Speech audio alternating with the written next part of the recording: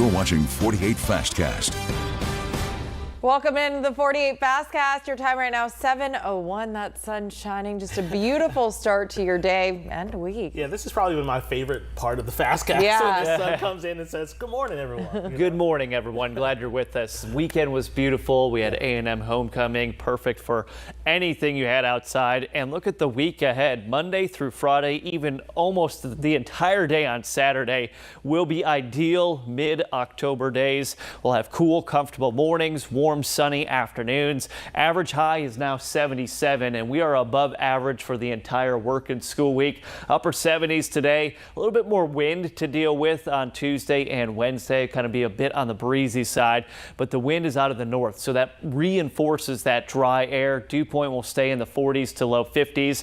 Been tracking that nor'easter up there in the northeast U.S., hence the name nor'easter. But if this was winter, this would be a significant snow event. Now it's a rain and flooding event, a front out to our west, but we're sandwiched in between the two systems, and I promise you a quiet work and school week forecast. Coleman has some fog, Jackson County up there in Giles County too. Temperatures cool enough this morning.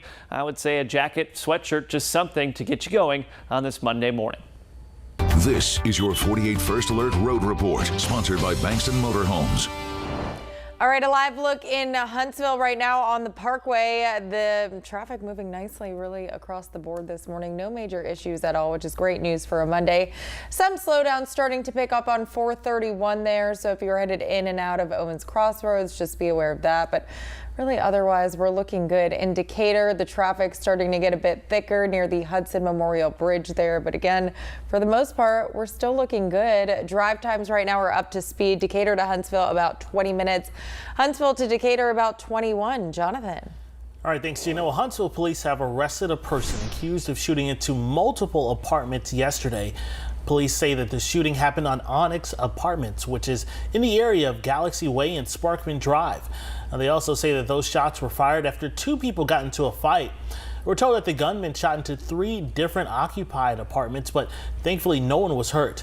19-year-old Jemiah Pitts was arrested and charged with felony gun possession. Please tell us more arrests and charges are possible as the investigation continues. A teen has been arrested after a Huntsville shooting that left one person critically injured. This happened Friday afternoon. HPD says it happened on Hilltop Terrace near Blue Spring Road. The accused shooter, a 17-year-old, is now charged with first-degree assault. Police are not releasing his name because of his age. This morning, Huntsville police are still looking for the person responsible for a hit and run that happened 2 nights ago. A pedestrian was badly hurt after being hit on the Parkway and Industrial Drive.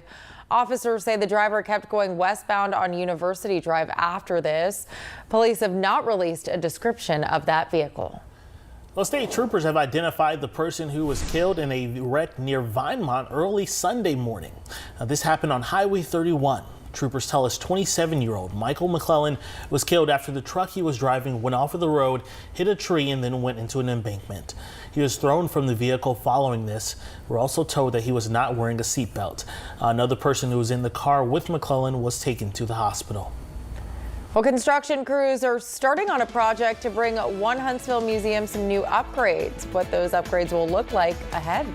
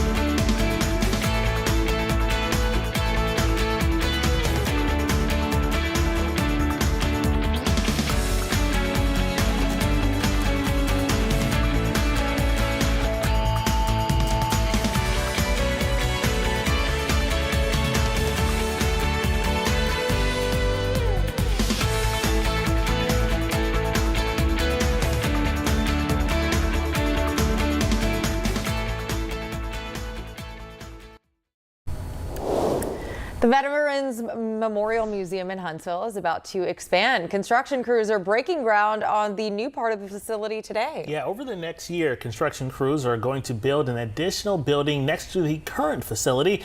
Now, the new one will be twice the size of the former one. Now, the Deputy Director, Scott Thompson, tells us they plan to move the collection at the current museum over to the new facility. Now, the current facility will instead be used to display all of their aviation equipment. Thompson tells us this expansion was needed because the current museum is filled to the brim. The new facility will display about 15 other pieces of military equipment that no one has seen just yet because they simply had no room to display it. Thompson says that they plan to give people a Smithsonian-like experience at the new facility. Part of the contract, and the city is building the facility, but part of that are display cases and graphics, dioramas, some interactive displays, and we want to add that to the new museum to make the experience even better. Here at our current facility, with how much equipment we have in this limited amount of space. Now, there will also be a gift shop at the new facility as well, and Thompson says that it will be complete by the spring of 2027. Now, your first alert weather with meteorologist Eric Burke. Well, good Monday morning. Hope you enjoyed your weekend. Gorgeous Saturday, Sunday. Can't complain about that. We've got a cool start this morning, but our temperatures will continue to warm thanks to abundant October sunshine. Temps by afternoon will be in the low to mid 70s. Actual highs will be in the mid to upper 70s. Light wind out of the north and northeast, about 5 to 10 miles per hour. I think we're a handful of degrees warmer waking up on Tuesday morning. We'll have some areas of patchy fog to deal with, but for today, look at all the sun we see. Couple passing clouds into the afternoon. High temperature of about 79. Our average is 77. We've got some breezy days coming for tomorrow as well as your Wednesday. Highs back in the low 80s. No chance of rain for the entire work and school week. Warmest day of the week will actually be Friday. High of 85. Should be a nice night for those high school football games. Liz Hurley ribbon run looks perfect. It's Saturday night, overnight into Sunday. That's when we're tracking a cold front moving across the Tennessee Valley. That will be our next weather maker. We'll have scattered to numerous rain showers, but also the potential for maybe some strong to severe storms. It's a ways away, about 7 days out here, but obviously the next thing we're watching is we could use the rainfall, could do without the stronger storms. Absolutely. Well, I definitely love to see those 80s, you know, that cool morning, the warm up throughout the day. That's my kind of weather. Yeah, looking great. Thanks for watching the 48 Fastcast, and we'll see you later.